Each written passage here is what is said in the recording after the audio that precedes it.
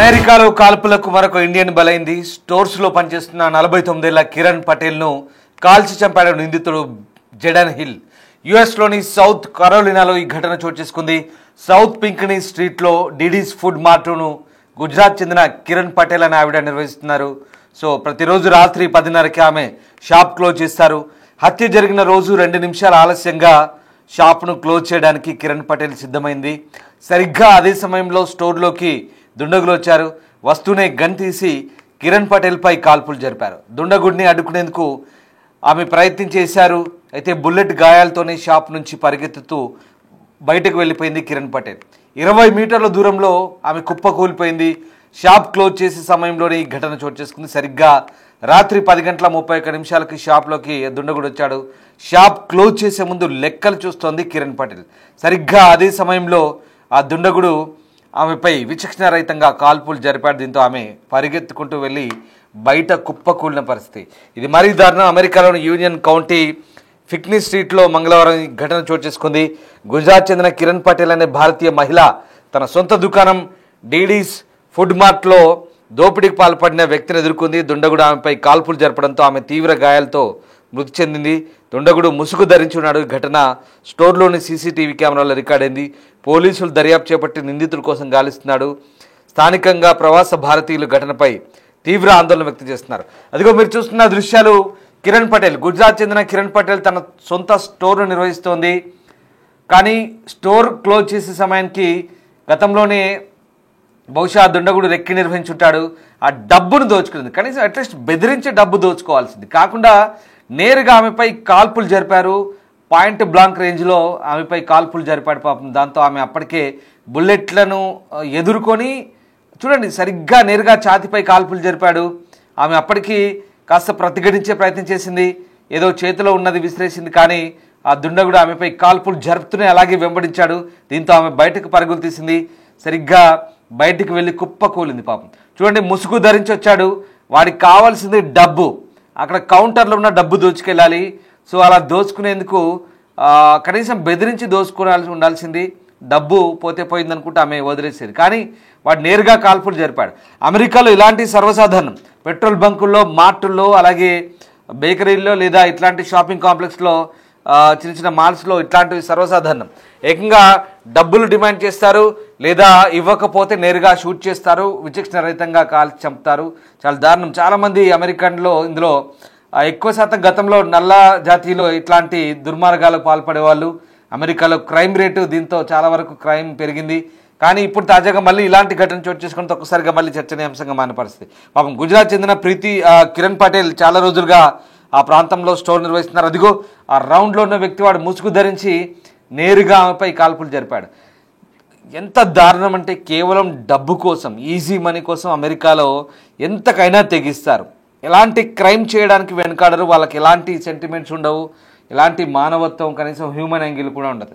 చూడండి ఆమెను ఎంత దారుణంగా కాల్చి చంపాడు.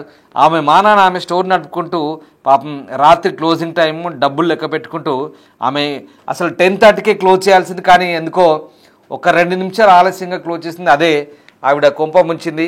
సరిగ్గా అది గమనించిన వ్యక్తి బహుశా క్లోజ్ చేసే టైంలో బయట అయినా బెదిరించి డబ్బులు తీసుకునేవాడు. కానీ నేరుగా లోపలికి వచ్చాడు. లోపలికి వచ్చి షూట్ చేశాడు. అదిగో అటు రాకముందు ఆవిడ ఎట్లా ఉంచుంటే డబ్బులు లెక్కిస్తుంది. అప్పటికే ఆ కౌంటర్లోంచి డబ్బులు తీసే డాలర్లు లెక్కిస్తోంది, లెక్క రాసుకుంటుంది. ఇక్కడ ఎట్నుంచి వచ్చాడో చొరబడ్డ వ్యక్తి, నేరుగా షాప్లోకి వచ్చిన వ్యక్తి చొరబడి సరిగ్గా ఆమెని షూట్ చేస్తున్నాడు. చూడు, షూట్ చేస్తున్న క్రమంలో ఆమె తప్పించుకుంటుంది. పాపం పాయింట్ బ్లాంక్ లేకంగా లెఫ్ట్ సైడ్ ఛాతీకి పైన గుండె దగ్గరే షూట్ చేశాడు. అయినా బలం కూడగట్టుకొని వానిపై ఏదో చిన్నపాటి ప్రతిఘటన చేసి అటు నుంచి పారిపోతుంది. కానీ వాడు వెనకాల నుంచి విచక్షణరహితంగా కాలుస్తాడు. ఎంత దుర్మార్గం.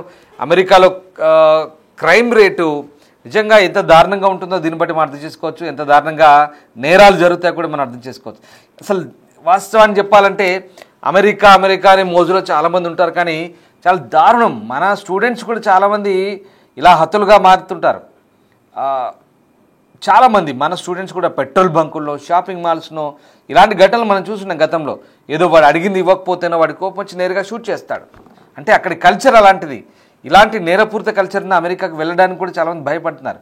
కానీ కొంతమందికి మోజు, పిచ్చి మోజు, అమెరికాలో డాలర్ల వ్యామోహంలో వెళ్తుంటారు. కానీ అక్కడికి వెళ్ళిన తర్వాత సేఫ్టీ అనేది ఉండదు. నిజంగా ప్రతి దినం బయటికి వెళ్తే అమెరికాలో వాస్తవానికి సేఫ్టీ లేదు. ఇది 100% బల్లగుద్ది చెప్పాల్సిన అంశం ఇది. ఎందుకంటే జాతి వివక్ష, రేసిజం ఉంటుంది, క్రైమ్ రేట్ ఎక్కువ ఉంటుంది. వీధుల్లో కొంతమంది తెగించి కాల్పులు తెగబడతారు.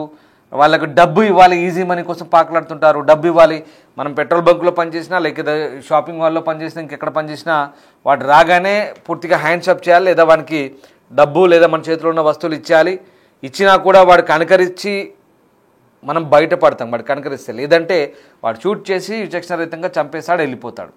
లేదా వానికి కోపం వస్తే ఇమ్మీడియట్గా ఏదైనా చిన్నపాటి ఆర్గ్యుమెంట్ జరిగినా ఫట్ షూట్ చేస్తాడు, వెళ్ళిపోతాడు. మనం చూడండి, ఒక వ్యక్తి ఏదో చిన్నపాటి పొరపాటు చేశాడని అలా చేయకూడదంటూ చెప్తే ఏకంగా ఆ వ్యక్తిని తల నరికాడు. ఆయన పేరు నాగమల్లయ్య అనుకుంటా. మొన్న జరిగింది 3 రోజుల కింద. ఏకంగా ఆ వ్యక్తి తల నరికేశాడు. చిన్నపాటి అంశం, ఏదో బహుశా ఒక వాషింగ్ మిషన్ అనుకుంటా, వాషింగ్ మిషన్ సంబంధించిన ఇష్యూ అది. వాడికి చిరాకు వచ్చి వెంటనే పెద్ద కత్తితో ఫట్మన్ తల నరికేశాడు. ఆ తలని ఏకంగా కాలుతో తన్నేసి అదే చిరాకులో కొంత దూరం పోయినాక మళ్ళీ ఆ తలని పట్టుకొని డస్ట్బిన్లో పడేసి మళ్ళీ నింపాదిగా వచ్చేసాడు. ఆ కొడుకు భార్య ఆపుతున్నా కూడా వాడు ఆపలేదు. అంత దారుణంగా ఉంటుంది. అంటే వాళ్ళు ఎంతగా తెగిస్తారంటే అమెరికన్ సిటిజన్స్ కొంతమంది అక్కడికి వలస వచ్చిన నల్ల జాతీయులు కావచ్చు, ఇంకెవరైనా కావచ్చు, చాలా దారుణమైన క్రైమ్ రేట్ ఉంటుంది. అందుకే అమెరికాలో భద్రత లేదు. ఇప్పుడున్న పరిస్థితిలో కూడా అక్కడ ప్రభుత్వం కూడా ఇదే చెప్తుంది. క్రైమ్ రేట్ పెరుగుతోంది, భద్రత లేదు, వాళ్ళ భద్రతకు ముప్పే. అలాగని కొన్ని నిబంధనలు రకరకాలుగా ఉన్నాయి. సరే, ఒక్కసారి అందుకే ఇప్పుడు వెళ్ళాలంటే కూడా ఆలోచిస్తున్నారు. అక్కడ రూల్స్ సరిగ్గా లేవు, నిబంధనలు స్ట్రిక్ట్గా ఉన్నాయి, చాలా దారుణంగా ఉంది పరిస్థితి. అదొక ఎత్తు అయితే, మరి ఇదిగో ఇలా ఇదొక ఎత్తు. ఇది కంప్లీట్ డిఫరెంట్. మళ్ళీ దానికి దీనికి సంబంధం లేదు. కానీ ఇక్కడ నేరాలు ఎలా జరుగుతున్నాయి, క్రైమ్ రేట్ ఎలా ఉందనేది ఇదొక యాంగిల్. సో అమెరికాలో నేరాలు చేయడానికి వెనుకాడరు. ఇవి ఇలా ఈజీ మనీ కోసం వీళ్ళు స్కూళ్ళలో గన్ కల్చర్, పిల్లలు గన్స్ పట్టుకొని కాల్చుకొని చంపుకుంటారు, చంపేస్తారు, వాళ్ళు షూట్ చేసుకుంటారు. ఇది సర్వసాధారణం అక్కడ. దీన్ని పెద్దగా మనం ఇంతసేపు చెప్తున్నాం కానీ అక్కడ పెద్ద లైట్ తీసుకుంటారు. ఏదో జరిగిన చిన్న క్రైము, చంపేశాడు, వెళ్ళిపోయాడు, అంతే. సో ఇదంతా సినిమా, మన హాలీవుడ్లో సినిమాలు చూపించినట్టుగా ఉంటుంది. చాలా సింపుల్గా చూడండి, చంపేసి డబ్బు దోచుకొని వెళ్ళిపోయాడు. ఇది జరిగింది సౌత్ కొరియాలో జరిగింది ఘటన. మా కిరణ్ అనే ఆవిడ ఎన్నేళ్ల నుంచో అక్కడ అమెరికాలో నివసిస్తుంది. ఆ ప్రాంతంలో ఆమె స్టోర్ను రన్ చేస్తున్న పరిస్థితి. కానీ దారుణం, కనీసం ఆమె 2 నిమిషాల ముందు మూసుంటే కనుక ఈ దారుణం జరుగుండే కాదు. ఆ 2 నిమిషాలకు ఒక సాధారణ ఆ రాత్రిని ఒక విషాదంగా మారడానికి సరిపోయినట్టుగా మనకు అనిపిస్తోంది. యూనియన్ కౌంటీలోని సౌత్ పింక్నీ స్ట్రీట్లో తన కన్వీనియన్స్ స్టోర్ అయినటువంటి డీడీ ఫుడ్ మార్ట్లో జరిగిన దోపిడీలో కిరణ్ పటేల్, 49 సంవత్సరాలు అంటారు పాపం, ఆవిడ మిడిల్ ఏజ్, ఆమె కాల్ చంపబడ్డారు. ముసుగు ధరించిన ఆ గన్మెన్ ఆమెను పార్కింగ్ స్థలంలోకి వెంబడిస్తూ కాల్పులు జరుపుతున్న దృశ్యాలు అవి కూడా సీసీ ఫుటేజ్లో చూపించారు. అక్కడ ఆమె కేవలం 20 అడుగుల దూరంలోనే కుప్పకూలిపోయింది. ఎందుకంటే పాయింట్ బ్లాంక్ రేంజ్లో కాల్చాడు వాడు. ఏకంగా లెఫ్ట్ సైడ్ చెస్ట్ మీద, గుండెకు దగ్గరలోనే కాల్చాడు.